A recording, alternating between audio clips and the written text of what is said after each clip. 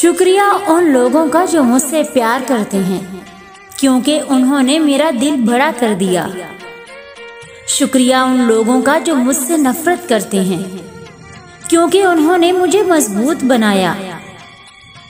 शुक्रिया उन लोगों का जो मेरे लिए परेशान हुए और उन्होंने मुझे बताया कि वो मेरा बहुत ख्याल रखते हैं।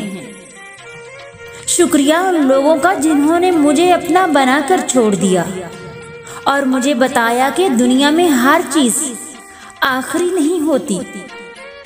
शुक्रिया उन लोगों का, उन अनमोल लोगों का जो मेरी जिंदगी में शामिल हुए और बना दिया जिंदगी को ऐसा कि जैसा मैंने सोचा भी न था।